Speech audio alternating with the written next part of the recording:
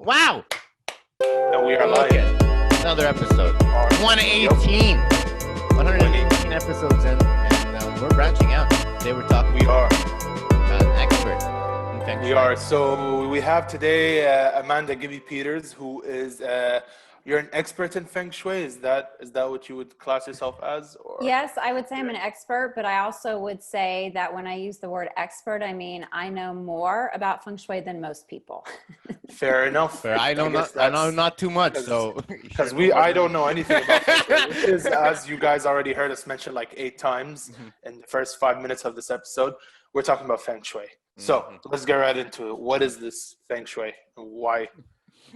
So there are two explanations I have for Feng Shui. And I will say just from the start that there are a lot of really beautiful descriptions out there for it. And then there are a lot of half-baked ideas. So it's really great to get your information from someone who's a reliable resource. So the two explanations. The first one, when you translate Feng Shui, it means wind, water. So you have this unseen energy and you have this seen energy. And wind represents energy, water represents fortune. And that's all coming from China, which is where Feng Shui originated. So when you take these words, Feng Shui, wind, water, energy, fortune, the entire practice and the purpose of working with Feng Shui is to bring yourself into alignment with the energy of fortune.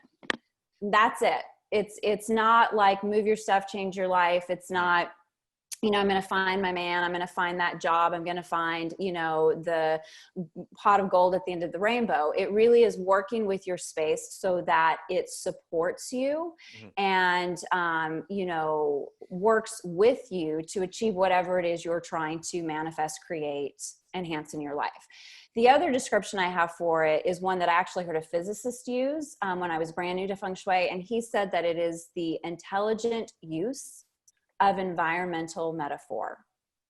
And what I've come to learn that to mean just from practice and studying and, doing this every day is that what is happening around us is having a conversation, whether we're consciously paying attention to it or not. And so when you work with Feng Shui, what you're doing is you're setting up your surroundings in a way that improves your mood, that affects your behavior, that influences your decisions, that impact your outcomes. So your environment actually has an influence more than you probably realize on the experiences you're having in your life. Of course. Yeah, that makes, when just that part you said, that makes total sense. I've heard it before. Like if you have a clean room, you're going to have like a more clean mindset, right? And if you have a more cluttered room, you're going to have a more cluttered mind. Room's very cluttered right now. Mine too. Oops. But let's dive deeper into the whole. What can you do in your environment that will make your energy more aligned? I don't know.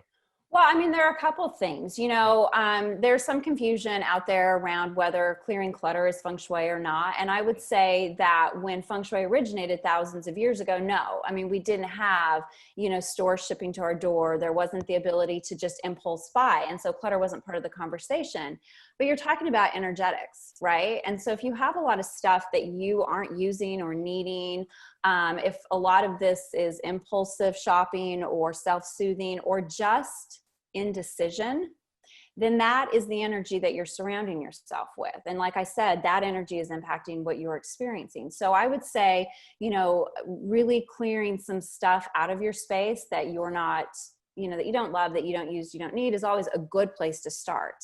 And then from there, I would say, one of the first places I recommend for people to take this wisdom of like, okay, what is this room saying to me is the bedroom, because that is where we spend a third of our lives.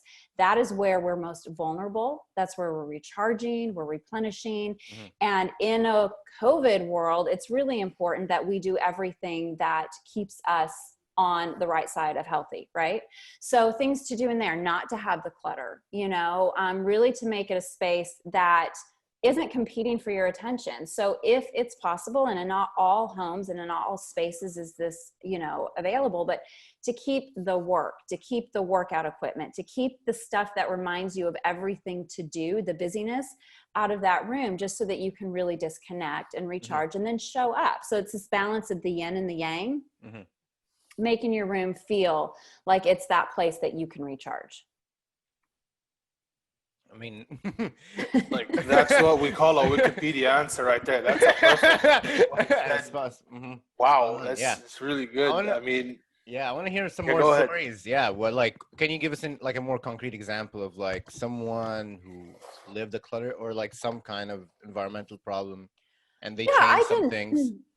Mm-hmm. Yeah, so there's, I mean, I have a lot of stories, but one that comes to mind about clutter specifically is I had a client who called me and she ran several businesses and she was experiencing turnover. There was actually a client that was harassing them. She was really suffering a strain in her relationship with her daughter who'd gone off to college. So, you know, she called me to kind of tackle all of these things. And that is really what people come to Feng Shui for. They think that there's just sort of this magic that will happen if they do one thing, like if they place a crystal somewhere. They move their bed a certain direction. And it's not that. It's like your house is having a conversation. We just don't know this language. And it's really sad. So I'm walking through her home. It's a beautiful home. Everything's well appointed, you know, and this does happen too. Like clients will stage their home before I show up. Like they want me to help fix their problems, but then they hide them all. So anyway, we're walking through the home and, you know, I'm trying to figure out, because obviously she's having relationship issues, you know, it's work, it's family, and, you know, she and her husband are feeling the strain. And I'm looking for, you know, what are clues? Because it's the metaphor. Like, what are your things? What are your surroundings telling me? We get up to the second floor and I look out the window and I see that there's this detached garage that I didn't see when I pulled up because there, you know, it had been kind of covered by trees. And I said, hey, what's that? You know? And she said, oh, that's the garage. And oh my gosh, we can't even go out there. If I open it, everything will just come tumbling out. And I'm like, okay, because where it had sat in, you know, terms of the Feng Shui map was her love and relationship section. And love and relationship isn't just your romantic, it's all relationships. It's relationship with self, it's, you know, romantic, but it's also your social network, your professional connections. It covers the whole shebang. So I was like, okay, well, anytime between now and I don't know, the end of the year, because it was like October-ish, I was like, I would recommend cleaning that out. So she did, because she had to pull stuff out for the holidays. And as soon as she did that, you know, her daughter decided to move back home. You know, they got some new employees and all of a sudden they were getting really good reviews, you know, for their business. And like a lot of things just sort of fell in place. And it to me, you know, it always surprises me, but not that the Feng Shui works. I've been doing this long enough and I'm way too cerebral to just buy woo. Like I have to have proof, right? But what always surprises me is how uniquely it shows up and delivers for the person who's working with it. That's the most fascinating thing. And I think that's what keeps me in this work. I mean, that's amazing. So basically by just cleaning out her garage, her life. Yeah, because here's what happened. Yeah, and I know it sounds like that, like, oh, you just clear out some clutter and your life's going to change. But what's actually happening is your surroundings are influencing you. Like what I just said, they're always in conversation with you. And when you have stuff that sits, that's neglected, that's holding on to that, I don't know what to do with this, or I'm so overwhelmed, or I don't have time, or I'm too busy. Like think about why you cast something aside, why you don't want to deal with it. And whatever that energy is the energy that it is holding on to in your space and feeding back to you. So to have a garage that's, you know, floor to ceiling full with that kind of stuff, yeah, you start moving that, you start engaging with that energy, you start clearing it out, and you're going to start to feel better. And that's the piece that I think people overlook, is that when you start to feel better, what's happening around you changes. The best way I can explain that is everyone knows that feeling of just having one of those days that's perfect. You get out of bed, you are on fire, you're ready to go, everything goes the right way, your hair looks great, you know, people are smiling back at you.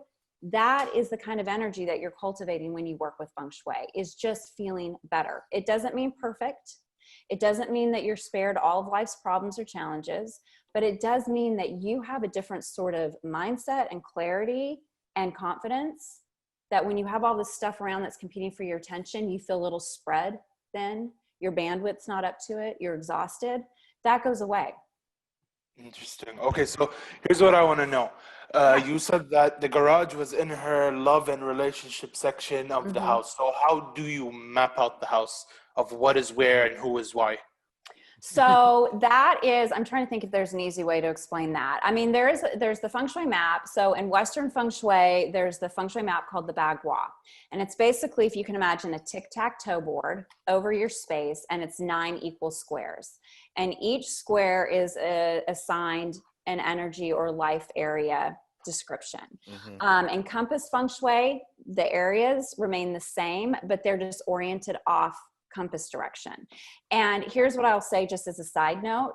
There's some conversation out there about which one is better. I will tell you. This be it? Right here? So let's see if we're looking, okay. So you see where it says Feng Shui Conversations? No, on the third row. So go down to the third row. Okay, so here we go. Okay, so yeah, so the one, okay, so you see down here it says Feng Shui map, and it has a yellow like title. Feng Shui Bagua map on the leftist one. Yes. So this? On top I of it, can't. Ali. On top. This. Left. So no, just Left. the one that's to the There you right go. there. Yeah, there you go. Awesome. So All right, that perfect. Wow. so that would be a map that you could work with. And what typically, and this is where it can get a little confusing because a lot of homes aren't obviously designed with Feng Shui in mind. So they're not perfectly square, perfectly rectangular, but you can take that map and you can stand at your front door, or even better yet, you can stand at a room in your space, and you can take that map and one of those 3 bottom squares, so where it says knowledge or career or travel, your door will line up with one of those. And so you just standing at the door, lay that map over, and then you would look, the back left-hand corner of whether it's a room or your house would be the wealth area. The back right-hand corner would be your love relationship area. Wait, this is crazy because it's like, It's if that's my door, so if I'm knocking it up, this is my career, life journey, Yes. knowledge, and so, because I study here and I do my podcast like right here, because that's like creeping me out right now. See? Wait a minute. It's fascinating. It's actually really cool. And to that, I tell people often, like Feng Shui is already in our DNA. One of my favorite things as a consultant is to go in and to really emphasize the strengths, like to tell people, look what you're doing that you didn't even realize you're doing. And really what they're calling me in for is to find where maybe a splinter is being held in place, where we can sort of soften a challenge or make something easier, or are there opportunities for improvement? But there's so many things that we do well. So like you sitting in the career area is not totally surprising. And even more so when people get this information, a lot of times they'll say, oh my gosh, I've been thinking about doing this thing that would have totally lined up with that. And that's that intuition, that knowing, it's that conversation with your space. But because we rely so much on logic, we dismiss it, right? Like we need the proof first before we're going to lean into it. Okay, excuse my ignorance and just bear with me for a second, right? But if I clean this area up, will I just like be super successful in this, or like how does this work? Because like I'm very intrigued now. Your desk, of course you are. I'm just blown, like wow. This happens to everybody, right? So let's look at it this way. In Feng Shui, any horizontal space represents creativity. So if you've ever been like a student, you can probably relate to that experience of like putting off a project or putting off a paper until you clean your desk. Like you never clean your desk, but all of a sudden you've got this huge assignment due and you're like, I got to clean my desk first. It's that innate, like I need room to have the ideas, to have the inspiration, to have whatever wisdom I need to download to land. So when you clean your desk, well, I'll say 2 things. One, when you clean your desk, yes, you will probably feel a different creative flow. But 2, when you ask about success, one of the rituals that top entrepreneurs in the world share is a clean desk at the end of every day. Here's what I'm going to do. I'm going to show you my desk. Okay. And we're going to try and work this out. I am like, wow, this some cool stuff you're saying. Here we go. Are we ready, people? I think we're ready. Let's do this. Let's see it. More warning for people who are very OCD. I don't have OCD, so I'm sorry. Plus, on top of that, I am a medical student, so Let's go. That's you right there. Hey. This is me. How's it going? Right? And this is my desk. So it's literally like. Holy yes. Okay. Yeah. On top of that, that's my other desk. This is where I do most of my studying. And as you can see, it's like extremely like everywhere. Right? Yeah. Okay. Yeah. And that's you again. Yeah, it's not clear at all. And that's me again. I mean, yeah. So if I got water bottles on the floor, dude. Yeah, like floor? right there. I don't know. Here, where's my phone? Let me just real quick do this. Right, like that's literally like a bag of right water. by you, right by when you're doing a podcast, dude. Dude, no wonder why we have him. Wow, this is like super weird.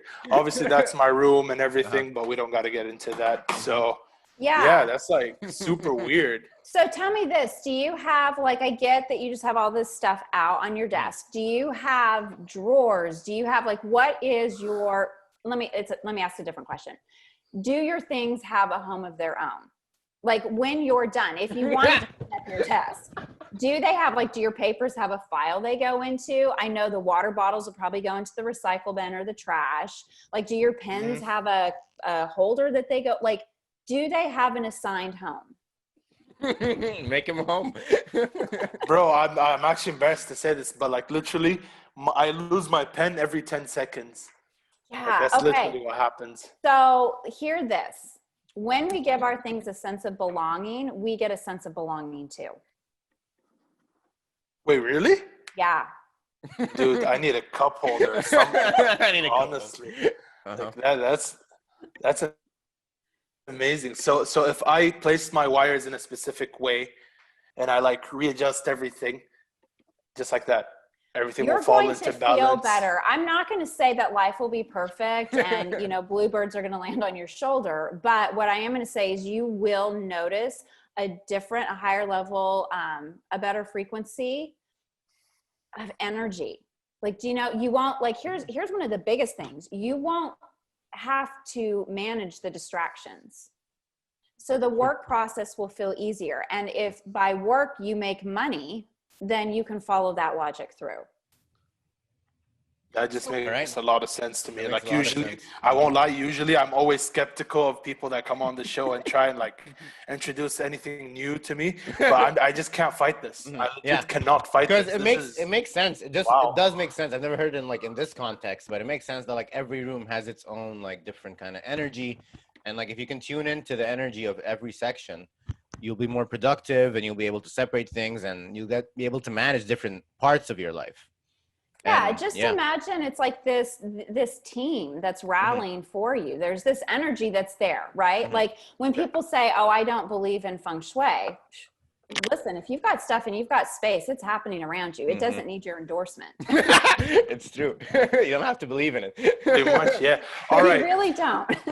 Let's try something else. So basically, I live in this room, right? Okay. I live in a house, but I don't leave this room because I either study, as I just said, because I'm in university still and everything's online and it just got 10 times harder, but that's not the point. And like, yeah, so do you want to continue Haejl doing my room since I practically we can totally. If you want to tackle your room. Yeah, I think it'll be helpful. Give me a second. Okay, I'm going to here. This is what I'm going to do. Okay, I'm just going to do this. I'll take a second just to like, I won't clean it. Hold on. You're not allowed to clean a single thing, Gali. I won't clean a single thing. Not loud. It's going to be exactly how it is all the time. Okay. Just give me a second to like open the lights and everything. Hold on. Cool. Yeah. And, amazing. So you said Feng Shui, that means like sand, water, or what did you say it was? It's wind and water. So wind, yeah. And it's that idea of you don't see the wind, but you feel its energy. And then water, we know we absolutely feel, right? And when you think of both of them, the idea with Feng Shui is, you know, if you could have that energy moving through your space gently and nourishing you, just like if you're out in nature, you know, no wind, no water, not good. Too much wind, too much water, destructive. So it's like that, it's sort of like that Goldilocks, the perfect balance. And we can do that with, you know, changing our space. You know, a lot of people will hear move your furniture. And that can help, but there are actually a lot of little things that we can do that improve the way energy moves through, you know. So one example would be, in a lot of American homes, you know, you walk in the front door and you can see right out the back of the house, right? Like you can see there's a door or there's a window. Well, in Feng Shui, that would be considered like a shotgun arrangement, meaning like when the energy comes in, where does your eye go? It goes right out the back, right? Wow. So you're not getting any of that energy. So that's the idea of like that wind water rushing through your house, tunneling through. And for those people, it probably feels like, I can get opportunities in the door, but they never stick around. Or I had this thing that showed up and then it disappeared. Or I can't seem to hang on the relationship, or, you know, whatever, attached to anything that seems to be really slippery for you, right? So what you do is you're going to direct the energy. And you do that by creating like this visual breadcrumb trail. So where your eyes are drawn to different areas around the space. And this is super simple. It can be having like some, you know, some brightly colored art, or having music playing in another room. It can be having fresh flowers out, or something, you know, going in the kitchen, but like using the senses and directing our subconscious around the room so that it doesn't tunnel through the home and go right back out. That's that working with the wind and water. Interesting. So are we ready to see the horror of fair enough. Fair warning again, OCD people, this is when you click off. Yeah, exactly. My desk was child's play, literally. All right, here we go. This is my room. Okay. So obviously, bags there because I was supposed to travel a few days ago, but I didn't. Okay. Got my guitar there, which awesome. is basically where I sit and like just jam sometimes. A random table like over there for no reason is just there. This, as they say, is where I sleep. Okay. Right? And yeah, this is my room. I honestly just never leave this area. And then if we just, let's do this. This is where I do all my work, which I described as my work and stuff right here. Okay. Right. So is that door over there on the other wall? Where's the door that you walk into the room? That's the door. So are you able to stand there, or does that cord wouldn't stretch? That cord would not stretch unless I leave and join with my yeah, you can do it with your phone. Yeah. But then that would cut the recording on my end. So don't worry about it. I was going to try to make it a little bit easier. So let's actually just apply this map for a second, okay? Here, so you know what I can do? I can just like pick up the laptop, but yeah. I can make it work. If you just get one position, I can probably I can work with it. I'm just thinking for people who are watching and trying to take notes. Here you go. So you're standing at that door. So you're actually going to orient the map a little differently, because remember, one of those bottom 3 squares is going to line up with where your door is, where you enter your room.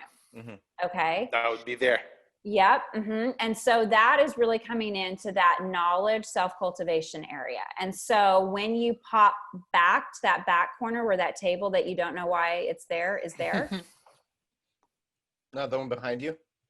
Which table? Oh, that right yes, there? That one. That's your wealth area. Wait, seriously? Yeah. Because there's an envelope with like a rack on the table right there, and that's starting to scare me.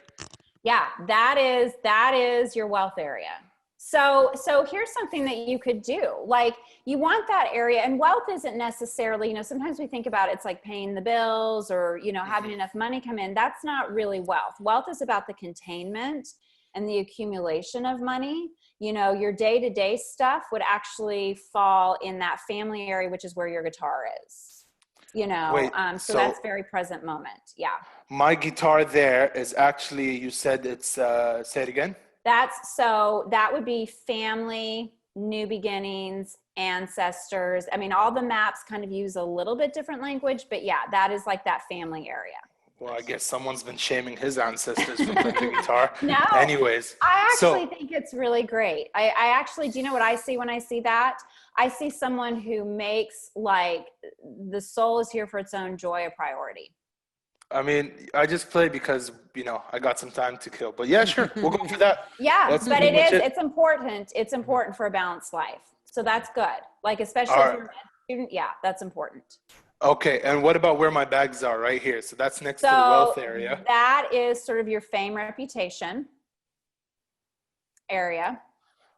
My what? And fame and reputation. Okay, Yeah, I So guess. fame, reputation, but you can take it also to mean authenticity, self-worth. It can, you know, you have to remember these words. Like let's break this down. Where do these life area assignments come from? They come from the I Ching. They're based on like patterns in nature, thousands and thousands of years of observation. And so, you know, when you take the names, you tend to think of them literally. But, you know, when you're dealing with something that's existed for thousands of years, the wisdom goes pretty deep. So just think of these as very superficial, because Fair once enough. you get into the conversation of it, they actually have a ton more meaning.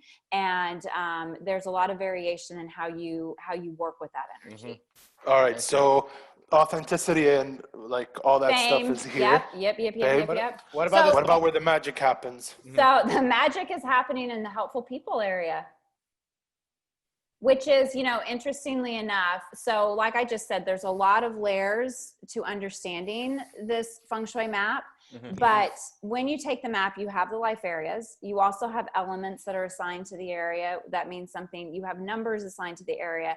You actually can help address certain people in your family's issues because everyone in your family is assigned an area. So like, it's a treasure trove of opportunity to work with energy. So I bring that up because the head of the household male energy, so for your room, that would definitely be you, resides in the helpful people area. I mean, technically you're not wrong, but like, yeah, I guess so. So that's, let's recap real quick. That's the door. That whole area you said was so here's, okay, so let's go to where that coat hanger is. That would be knowledge.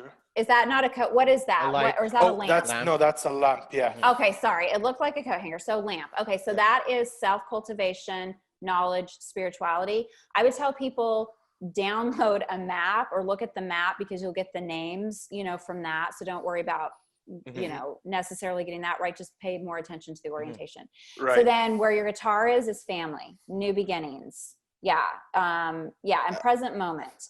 Where your two tables are, that's wealth, prosperity, like, you know, access to opportunity.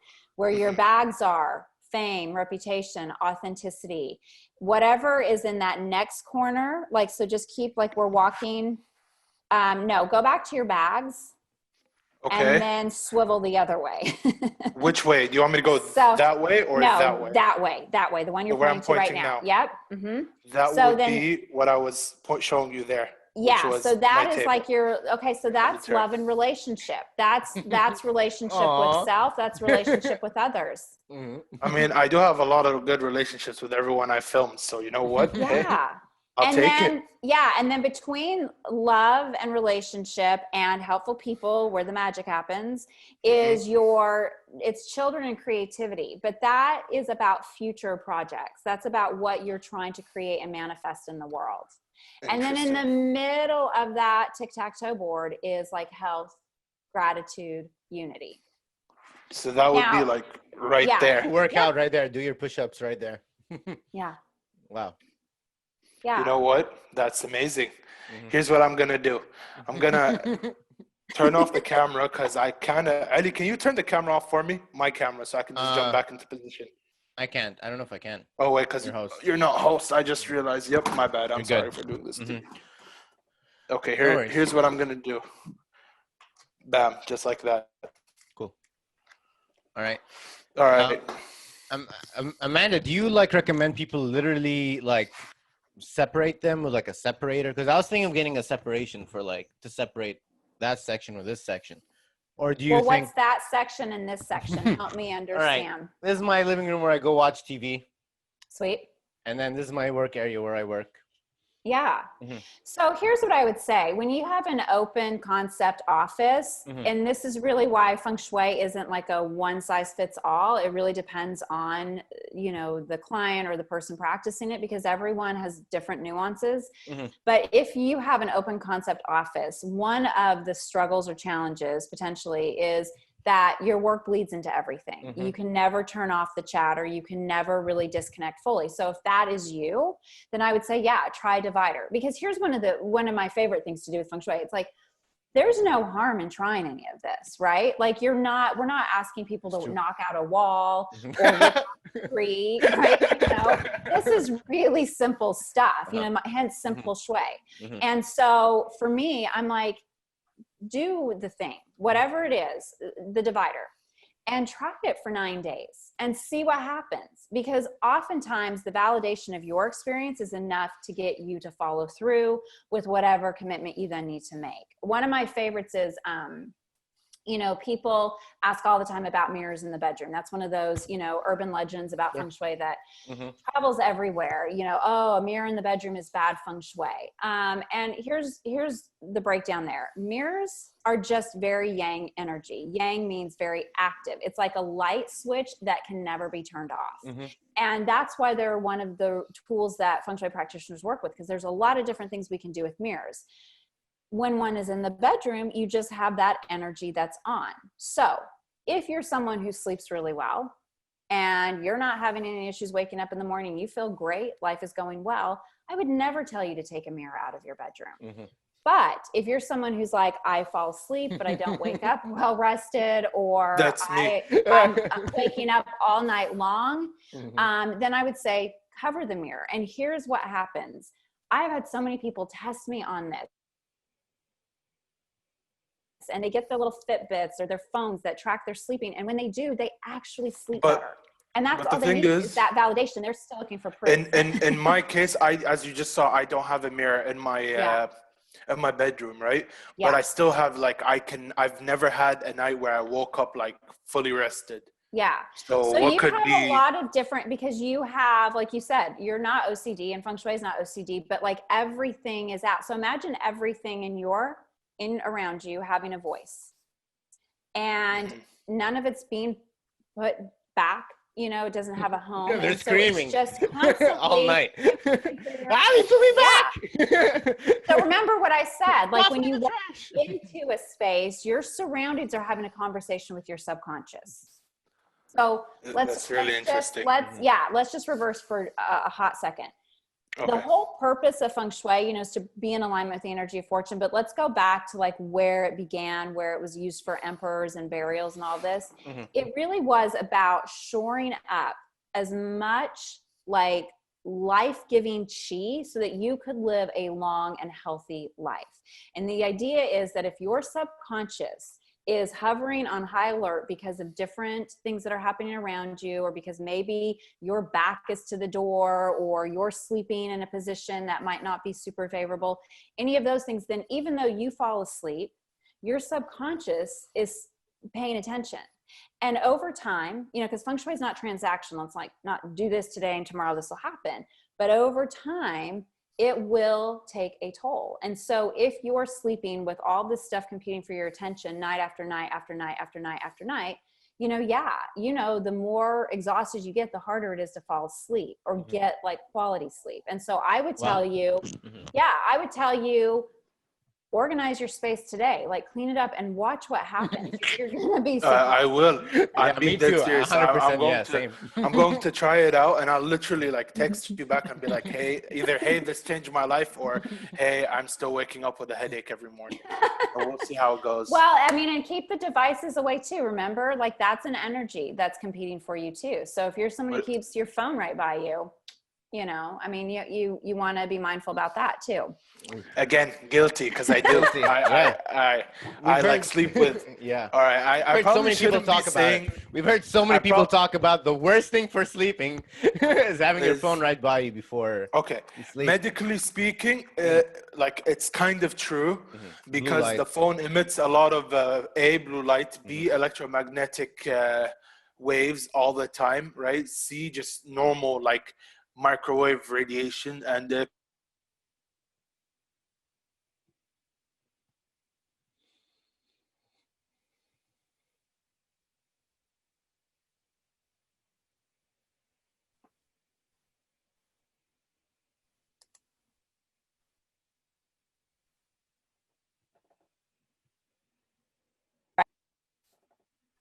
Are you Sorry, there? yeah, I am there. Here, sorry, my bad. Okay, I was saying that because of the blue light and the microwaves and all this radiation and electromagnetic stuff that's coming from this little device right here, right? Yeah. It does impact your brain while you sleep. So this is actually, studied, proven, and it's out there. When did I start reading about this? They didn't teach me this in college. I once had to charge my phone and the plug behind my bed wasn't working. This was in my apartment in Jordan. Mm-hmm. So I just took my phone and I put it in the kitchen, which is like it's really far away from my bedroom. And I plugged it in there and I put it there to charge for it until next morning. I woke up from the best sleep I have ever had. That is so No joke. Yeah. See, Why don't you do more? This is exactly what I'm saying. Like, I can tell people suggestions, and if I can just give them that loving shove to try it, then their experience will be the validation they need to follow through. So you know that. The other thing I'll say about a phone is we know they're very addictive. I mean, that is also proven. And if our subconscious is hovering, then it's like, who's texting, what's happening, right? Like, that doesn't shut off. So you need it out of sight, out of mind when it comes to sleep. I mean, I honestly just don't know what to say. Like, I'm extremely surprised with all of this. I really want to try this out and like let you know how it goes. But let's get more into the whole like pseudoscience aspect of the whole, and many common misconceptions. Sure. Well, even though we already talked about it, but yeah. So what are the most common misconceptions about Feng Shui other than what you have previously mentioned? I mean, I guess I would say that people think that it's woo, it's juju, it's witchcraft, it's anti-religion. The story I like to share with people is if you go back to Feng Shui's roots, its history, a very simplified understanding of this study is you had like these philosophers who sat around and they were just observing nature. That was what they did for, the kings. And what they realized, and again, this is a very watered down version, but they realized that if a seed landed where there was fertile soil, where there was enough sun, not too much wind and enough water, not only would it grow, but it would thrive. And that if a seed landed somewhere where any of those, ingredients were missing, that it would struggle. People are the same. Our surroundings are the same. And so if you've ever planted something, and it's not doing well, you don't typically go back to the nursery or the shop that you purchased the plant and say, this thing is falling apart. Shame on it. You say, is there something I can do differently? Does it need less water? Do I need to fertilize it? You ask the questions, and we're the same thing. So when people get hung up on the witchcraft or the woo or whatever, it tells me that one, they've heard some, canned answer in the wrong hands. If you have stuff and you have space, there is a conversation happening around you. The second misconception that I find, a little frustrating, and certainly, my community is part of it, is that whole idea that there's one school or one approach that is more valid than the other. And when you study Feng Shui, it began as form school, which was this idea that you would have a mountain behind you to support you. You would have soft hills on the side, to sort of protect you. And then you had a view in front of you. And ideally there would be like water running in front of you, right? You were nestled. Okay. Think of it like an armchair. But then what happened was because of revolutions and migrations, people moved and they didn't have the same topography. And so then another form of Feng Shui began. And then because of more revolutions and migrations, people moved. And so it kept getting interpreted in different ways, depending on the needs that were in the new spaces. So my answer when people are like, oh, one school is better than the other, there are several paths up the same mountain. They all get you there. Yeah. Amazing. Wow. Do you know how old it is? Like, So thousands of years. Some people will say 2,000 to 3,000. I've heard some people say 5,000 to 7,000. And I think it just really depends on, who you're listening to, but thousands of years. I mean, fair, because like dates and the whole Chinese history is very, very off. Like they had their own method of time and timing. in comparison to, you know, the rest of the world. So yeah, I'd settle for thousands of years. Sure. So I want to bring it back again to the map that we saw, right? And I wanna just talk about which, by the way, let me just, for clarification, let people know that the map is like one tool in the toolbox. It is not the only way that you can work with Feng Shui, but it is usually the thing that people who are new to it are best able to perceive and practice on their own. So I just don't want people to think that they're limited to this map. Like if something's missing in their house, that's the reason they have all their problems. It's just one tool. Okay.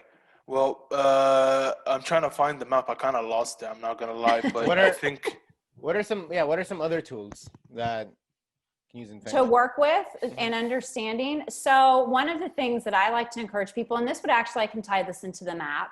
You know, people are like, oh, well, what should I do in my wealth area? What should I do in my love area? What should I do in my career? So all of the life areas have an element that is most at home there. It's one of the 5 Chinese elements. It'd be water, wood, fire, earth, metal. Okay. That's a conversation for another time that is our teeth into.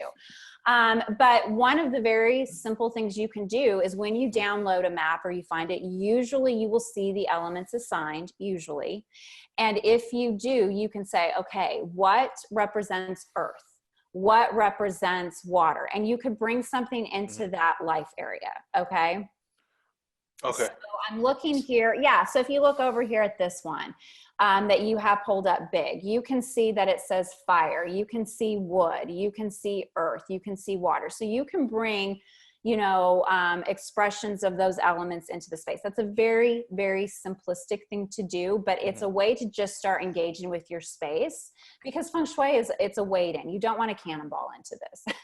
True. So what do you literally mean? Like, do we actually need to have wood or water in these places? So no, that can be a little complicated. So when we're talking about wood, it can be like plants, it can be flowers, it can be anything that comes from plant-based textures. So like cotton, linen, it can be tall furniture, like anything that sort of mimics the idea of wood. Fire can be actual fire. You can light candles, turn on your fireplace, but it can also be turning on the lights, music, electricity, the sun coming in, imagery of the sun, like imagery of trees would work for wood too. You know, metal really relates to this circle energy, this full circle. It's very cosmic. So it can be metal, metallic colors, but it can also, it relates to the heavens. And again, I know that this feels random because we're kind of going a little bit further out, but you know, you can work with whites, metallics, circles, you know, anything that deals with the night sky, you know, any sort of like masculine energy or, you know, heavenly figures. A lot of times when it comes to metal, I'll talk about like, who do you look up to? What's your spirituality connected to? And that could be an expression of it. Water can be water itself, but it can also be like abstract art or watercolor art. It can be a mirror. It can be crystal. Like those are expressions of water too. So like I said, the 5 elements are really like, that's a vast ocean to try to cover, you know, in like 2 minutes. But those are easy ways. But here's something that's even easier. So when you're looking at those spaces, so for your wealth area that has those 2 tables, if you wanted to, you could go today and get a little house plant, or you could buy some fresh flowers and you could put it over there. Okay. Wood is the element that, you know, is most at home in the wealth and prosperity area. But more importantly, fresh living things are what we call chi enhancers or energy enhancers. So when you're in your space, right, you want to feel good, but sometimes you're like, I'm not up for all the affirmations. I don't want to constantly be the one that has to build myself up. So you can bring in these things that we call chi enhancers in Feng Shui that help keep energy sort of primed and plump with good vibes, for lack of a better description. So chi enhancers can be music. It can be, you know, like I said, fresh flowers. It can be plants. It can be, you know, anything that moves, you know, so for some people outside, they'll hang a wind chime or, I mean, you know, put for me, it's actually music, right? Because in my health area, the green and the maps here, it's my guitar, which is right there. Yeah. So, Mhm. so That's what cool. was supposed to happen? I'm sorry, because I was kind of like trying to No, absorb so everything it's you're just saying. different ways. Like any way, so any active improvement in any one of these areas is an Wow, active it's gonna improvement help you. Mhm. in that life area, Yeah. first and foremost. First and I foremost, I mean, see. like you don't even have to like really like understand feng shui. If you just see this map right here, it's like all these wealth and prosperity, fame, reputation, love, marriage, health, creativity, all these things are super important to all of Yes, us, and it's right? and this is like the beginner's level of Mhm. understanding feng shui, which is where everyone, a lot of people are, Mhm. truthfully. Yeah. Amazing. Okay, so what I was gonna try and get into was, so you've seen my room now, right? Let's Mhm. say I wanted to do a room makeover, move things around, put I things love it. elsewhere, right? Yeah. Right. According to this map, which you said it's not the only tool, Right. but for the It's sake not. of just understanding, right? Mm-hmm. How would we place things differently? Do you know, so I'm trying, like I've seen your space going ba-boom, ba-boom, ba-boom, ba-boom, ba-boom around. Here's what I would Yeah. do. For your wealth area, I would definitely do something, so because that's the first thing, the way your door opens, that's the first thing that you see, Mhm. right? Like Yep. that's where your energy goes, and you have that window across. Wow. So I don't know if you heard us talking about like sort of that shotgun energy of when you walk in a space and the first thing you see is out a window or out a door. So what I would do is sort of cultivate like almost like this container, like something that's going to grab the eye so it doesn't, like go out the window, but then also really speaks to wealth. And this doesn't have to be money or anything, but like something that really anchors whatever that means to you in that space, but then also draws the eye to it so that you're not walking in or anyone else who's walking in and the energy goes right out. Another thing that I would say to do is, because your love and relationship is where your desk kind of sits, I would clean it up, because it's just, having some harmony there is going to bring harmony in your relationships. And again, this could be students, peers, it could be teachers, it could be family, it could be listeners, but like by clearing out that space, it really opens room. When we kind of have stuff everywhere, this is really motivating. When we kind of have stuff everywhere and then we're trying to like accomplish a goal, or we have some objective or intention, and we keep hitting a wall with it, one of the things to do is to look at your space and say, do I have any room?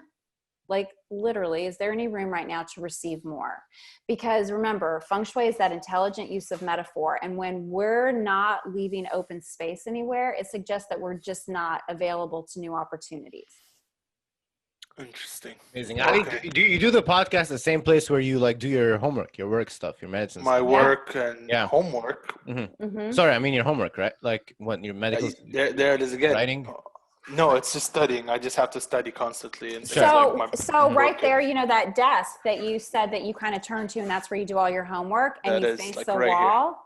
here. Yeah. So what I would do is I would hang up, you could even print a picture off the internet. Like this does not have to be, expensive or exhaustive, but hang up an image of landscape, like somewhere where you can see beyond. So you're not literally hitting a wall.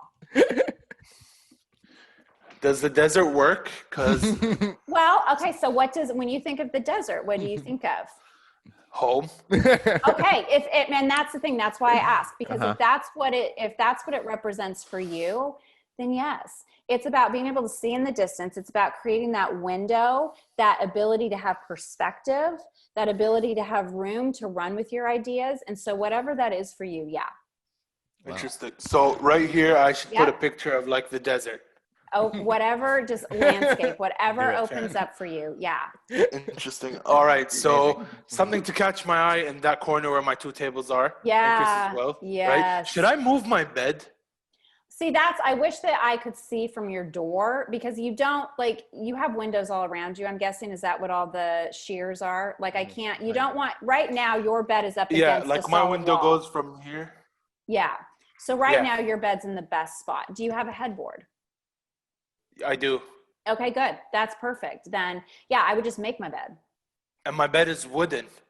Yeah, that's good. I don't know if that's No, that is actually, that's good, you know, especially because you like to sleep with your phone, because metal, you know, holds on to, it's a conduit. So, you know, you're better off with the wood bed. Amazing. So I'm balancing things out naturally. Yeah. Naturally. Well, I mean, you're not sleeping well, so I think we still have a reason to use it. True. It could be because where my fame and reputation is supposed to be, I have a bunch of materialistic items that might, oh no, I'm just spitballing here. Well, I mean, so it's, again, it's just one interpretation, you know, but what I would say is if that opens up and you get the sunlight there, then that's a fantastic thing to have in fame and reputation.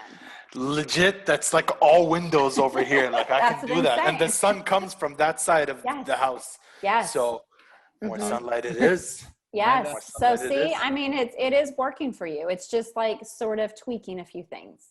Fair enough. I guess I'm going to do it. Well, we're almost out of time here. But I think that you need to take before pictures and then you need to take after pictures. I'll do that and I'll send it to you. Yeah, I'm going to, because you asked me a lot of questions. I'm going to share your before and after. Honestly, you go ahead. If this works out in like a month or two and I find there is change, you will, okay, fair. You know what?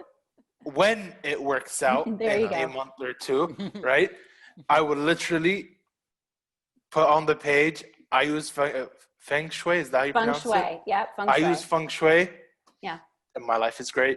And do me a favor. Well, I mean, you know, if your life is great, that's fabulous. But here's what I would say is pay attention to what happens. So one of the very, like a quicksand spot for people is something happens.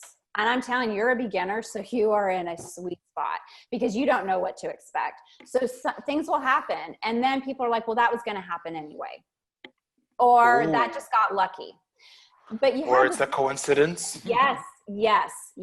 I hear that all the time. And it's like, but it didn't happen until we had this conversation. So either I'm a good luck charm or Feng Shui works. I don't care what you decide. Amazing. I mean, if you're a good luck charm, I'm moving to Texas. Safe, you know? But like, wow, I'm really impressed that first of all, by just saying everything, like everything is falling into place. I won't lie, the beginning, I thought it was like complete and utter, just like BS. But now I'm like, whoa. Like I'm just trying I've been doing this for a hot minute. I mean, I guess that's on my end too, like my mistake. But dude, honestly, we're gonna do this. I'm changing my life forever, boys. Let's go. Let's go. Anyways, we have reached the timestamp, and boy, have I enjoyed this so much. Wow. Oh, I'm glad. Thank you so much for coming. Oh, thanks for having me. Yeah, I've showed my room like never before. No one knows what my room looks like. So this is going to be a fun one to put on the internet. But sure, you know what? Hey. Yeah, I'm excited. It'll actually motivate and encourage people. So, you know, do it. I will. Do it. I will. Let's do it. All right. So before we let you go, is there anything you want to shout out, let the world know? I would just say, if you want to learn more, I do have a book. I'm going to grab it. I just have it on my desk, like the Simple Shui for Every Day, 365 Ways to Feng Shui Your Life. Super simple tips, easy way. Yeah. But that's amazing. I mean, it's a lot of easy stuff. So that would be Where can they get that book? They can get it on Amazon, bookshop.org, and a lot of local bookstores will order it for you. We'll link in the description below, obviously.